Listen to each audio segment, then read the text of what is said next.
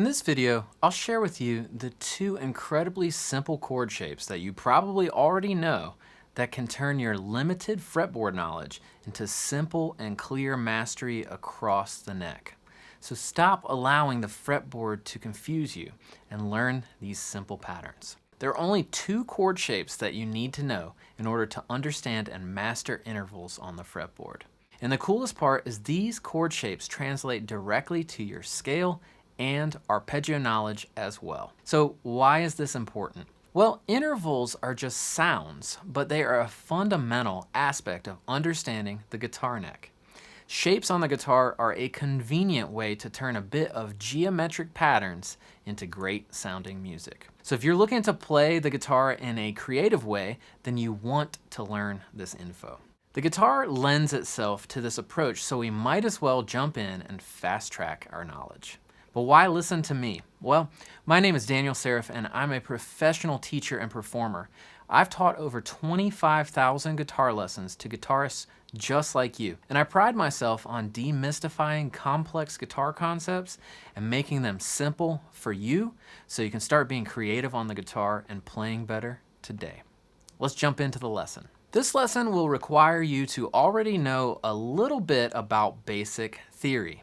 This isn't meant for people who don't know a little bit about note names, major scale theory, and some other basic elements. Here are the things you need in order to understand this lesson.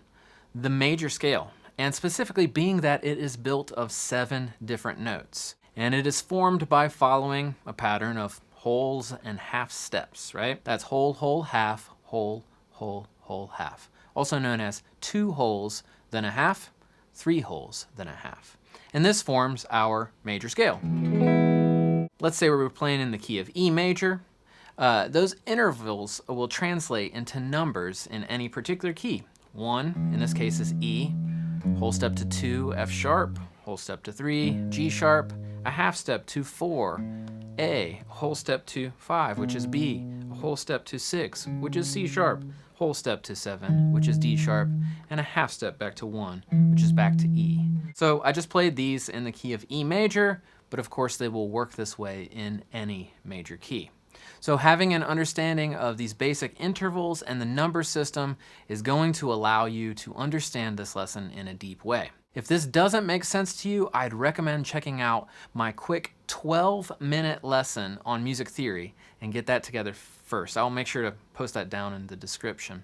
I also have a very straightforward course on music theory that requires no music reading, and that link is also in the description below. The first chord shape that we're going to look at is the classic E major shape.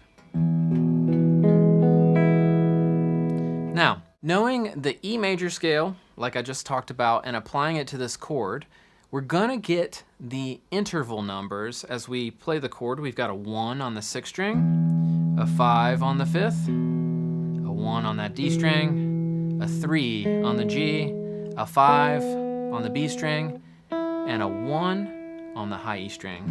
And that, of course, is all from the E major scale. The guitar is really funny. We have so many repetitions of the same notes across the fretboard in these really big chords. But they are simply just triads, meaning 3-note chords, right? They just have lots of repeated notes within. But that really does allow these open chords to sound big and rich and full, with all those extra duplicate notes in there.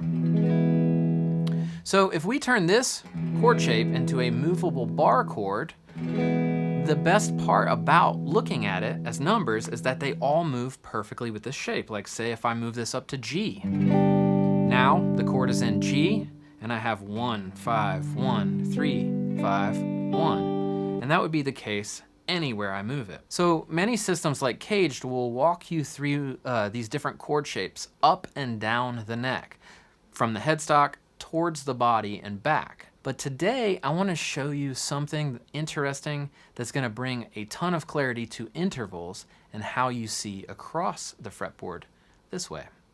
So instead of playing up and down the fretboard, I want to copy and paste this chord down 1 string to the floor. So I want to push this entire chord shape down 1 string towards the floor here. And when we move this chord down a string towards the floor, we end up with all the same intervals, except the string that was high E string, it kind of got pushed off the neck, and also the note that is now touching the B string. You might notice it sounds minor. So because I now have the third of the chord shape touching the B string, that ends up lowering my third and making my chord a minor shape. Now, I don't want to do that for right now.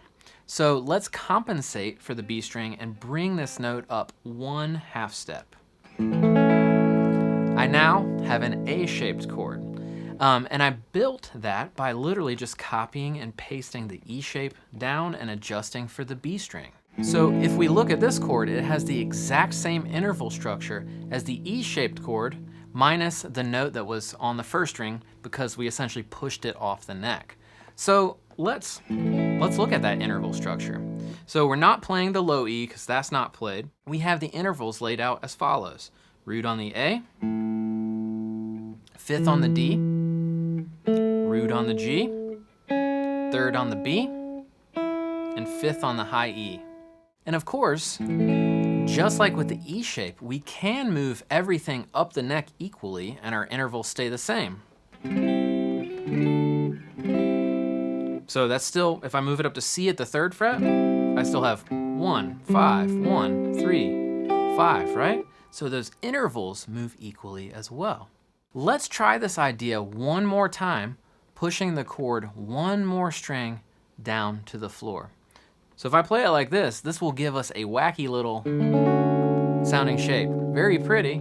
Once again, we need to adjust for the B string by pushing that note up a fret, 1/2 step towards the body, and we get a classic D-shaped chord, D major. We don't play the low E or A strings on this chord. And when we look at the strings that we do play, we get that exact same interval structure as the previous 2 chords.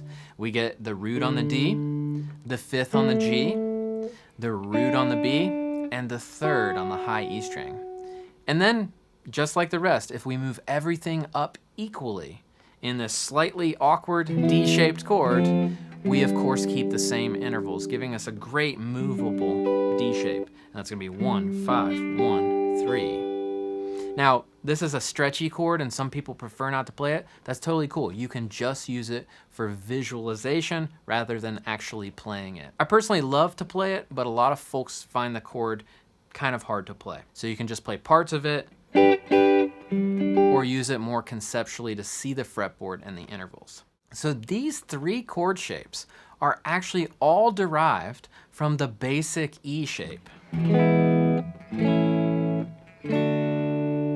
So now, when memorizing the intervals of these 3 chord shapes, you can rely on just knowing the E shape, and it'll give you the interval structure for the A and the D chord shapes as well. 1, 5, 1, 3, 5, 1. 1, 5, 1, 3, 5. 1, 5, 1, 3. Understanding these interval structures will quickly improve your ear to guitar neck relationship and allow you to start hearing and playing these things a bit more quickly and understand them more deeply. Let's look at the other essential chord shape that does the exact same thing for us across the neck. And that's gonna be the classic G chord. Now, for this classic G chord, I'm gonna play the 3-finger version, which you might consider from the Cage system. This G contains our root on the low E, 3rd on the A, 5th on the D, root on the G, 3rd on the B, and root on the high E string. This is probably the hardest Cage shape to move up and down the neck, right? You refinger it, free up that index finger, and it's just a beast. It's not necessary to play the entire thing all at once. In fact, my favorite part of it is the inner 4 strings. In fact, it kind of gives you some of those Hendrix-like embellishments. Back to the G chord. Just like we did earlier in the video with the E, A, and D shapes, let's push this G chord shape down a string towards the floor. So I end up losing the high root that was on the high E string, but no big deal, that's fine. Now, if I look at the note that was on the G that got pushed to the B string, I I need to compensate by raising it 1 fret in order to keep the same interval. I'll play that on the 1st fret of the B string, and this shape should look mighty familiar to you. It's just our classic C major chord. So of course there are no notes played on the low E string. Then we have our root on the A, our 3rd on the D, 5th on the G, root on the B, and 3rd on the high E string. There's one more chord shape left to really tie the fretboard together.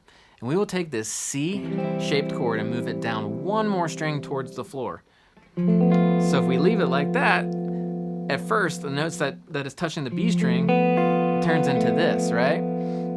But if we compensate for the tuning of the B string by pushing this note up 1 fret, we get this super familiar chord shape. This is what I call the F shape. And funny enough, it's really just part of the really big E chord moved up, like the E bar shape. But I really like to see it as its own entity because it's such a usable and movable chord shape. And especially as a second guitarist, you might be playing up higher and more embellished chords.